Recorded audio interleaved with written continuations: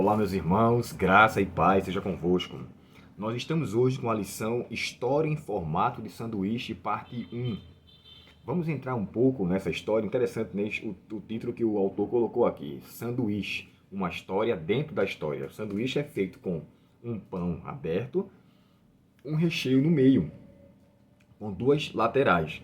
E aqui vamos estudar primeiro sobre uma lateral e amanhã vamos estudar sobre a segunda lateral. Porém, hoje, especificamente, na lição de quarta-feira, relatado em Marcos capítulo 3 e também em Mateus capítulo 12, vai falar sobre o pecado imperdoável. E de forma bem direta aqui, faz-se menção à maneira como os fariseus atribuíram a obra de Cristo. Irmãos, se existe algo que é extremamente perigoso, é atribuir o poder de Deus ao diabo. Por quê? Se eles dissessem que o poder de Cristo, que Cristo tivesse o diabo, o pecado seria menos ofensivo. Aí você pode perguntar, como assim, Abel? Quem era o responsável pelos milagres que Cristo realizava? O texto descreve em Mateus que era o dedo de Deus. E depois descreve que era obra do Espírito Santo. Então está falando da divindade de forma geral. Mas especialmente do Espírito Santo. Jesus falou assim, o Espírito do Senhor está sobre mim. E ele descreveu aqui, se vocês atribuem uma obra que eu faço, que é do Espírito Santo, a Satanás, vocês estão blasfemando contra o Espírito Santo. Ou seja, ao atribuir ao Espírito Santo uma personalidade que não é dele e que a sua obra é um poder que tem origem no inimigo, em Satanás, você está dizendo que Cristo agiria com o poder que era do Espírito Santo e não era do diabo. Então, assim, para ficar mais claro, eles cometeram um pecado, e Ellen White fala que ali foi um pecado imperdoável mesmo, porque no final do capítulo 3 de Marcos, ele fala assim, e isso diziam eles. O termo diziam eles, eu vou ler para vocês aqui o texto, não é simplesmente um ato.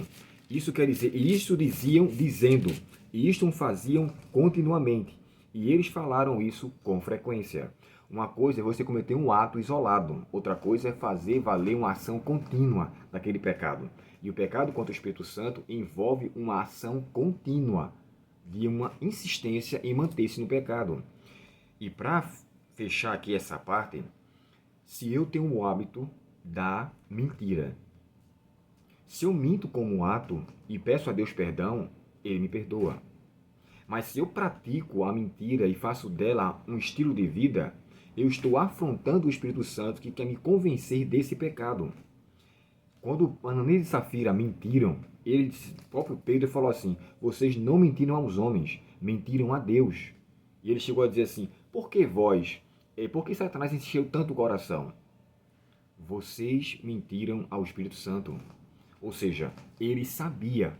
E uma outra coisa, né? Ananias e Safira não só mentiram naquele ato, eles persistiram em uma vida contrária a chegar naquele nível ali. Houve um consenso entre eles. Prometeram fazer valer o devolver tudo aos pés dos apóstolos, mas quando viram aquela quantidade, se a gente tirar uma parte, ninguém vai perceber, né? É nisso que consiste o perigo. Nesse ponto aqui, eles disseram que Jesus realizava os milagres pelo poder do chefe dos demônios, que era Beelzebul, ou seja, o chefe, o líder dos anjos malignos. Então, quando eles atribuem aqui, ele estava dizendo que Cristo executava seus milagres pelo poder do diabo. E Jesus fala, né? Se o inimigo entre si e seu reino subsiste, né? Se ele disputa como entre si, como é que seu reino pode subsistir? Não tem como. E aqui eu entendo que esse pecado, na lição diz assim, o pecado imperdoável é o pecado contra o Espírito Santo que consiste em atribuir ao diabo a obra do Espírito Santo. A razão pela qual Jesus fez sua declaração é que os escribas diziam que ele tinha um espírito imundo, quando na realidade ele tinha o Espírito Santo. E eu gostei da nota que tem aqui na lição, vamos dizer assim, ó, que lê aqui. Os escribas não reconheciam a origem divina da obra de Jesus. Em vez disso, atribuíram suas obras ao poder dos demônios. Por causa dessa acusação maldosa e injusta, Jesus defendeu que suas ações eram a atuação do Espírito Santo. Além disso, acusou os escribas de cometerem blasfêmia contra o Espírito Santo. A concepção errada que eles tinham da obra de Jesus tornou-se culpados do pecado eterno. Marcos capítulo 3 e o verso 29. O pecado imperdoável é uma escusa obstinada, ou seja, teimosa, em reconhecer que Deus está trabalhou no homem Jesus. Infelizmente, a recusa teimosa deles não era um ato isolado, mas uma atitude habitual. Aquilo que eu falei, era uma ação contínua. Quando ele chega a dizer ali, isto diziam continuamente, isso faziam dele, ou seja, eles atribuíam que Cristo, a obra dele, desde o seu início de ministério, era um atributo do demônio. E aqui é um perigo agora que eu queria falar para vocês. Cuidado com os pecados conhecidos. Cuidado com a prática de pecados que você sabe que desagrada a Deus. O próprio texto de Hebreus, capítulo 3, diz assim: assim diz o Espírito Santo, verso 7, acredito. Hoje, se ouvides a sua voz, não endureçais os vossos corações. É o Espírito Santo que fala. E eu tenho que ter cuidado para que eu não fale contra ele. Estevão, antes de morrer, a pedradas ali, no seu martírio, ele fala assim: vós sempre resistis ao Espírito Santo. Ele falou por várias vezes, mas aqueles que o mataram resistiram à sua voz. O próprio Paulo, aos Efésios, fala: não entristeçais o Espírito Santo de Deus. E como se entristece? Ignorando a sua voz, deixando de atender os seus conselhos, dando espaço ao espírito humano do que ao espírito divino, fazendo valer mais a necessidade da sua vontade egoísta do que submeter ao senhorio de Cristo. Então, peçamos a Deus um coração transformado, renovado e verdadeiramente convertido ao Senhor, porque o pecado imperdoável, ele está, infelizmente, à disposição de todo aquele que não quiser se arrepender, todo aquele que não quiser confessar, todo aquele que não quiser transformar-se. É por isso que o texto sagrado diz bem claro: se alguém está em Cristo, nova criatura é.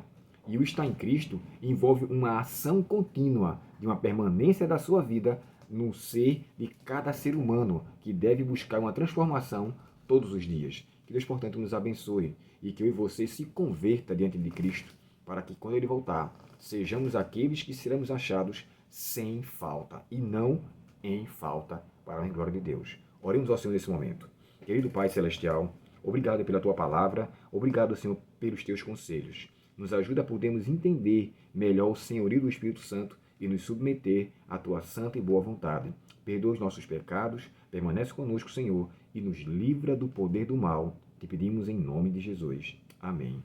Deus muito te abençoe, um ótimo dia em sua presença e até o próximo estudo, se Deus quiser. Até logo.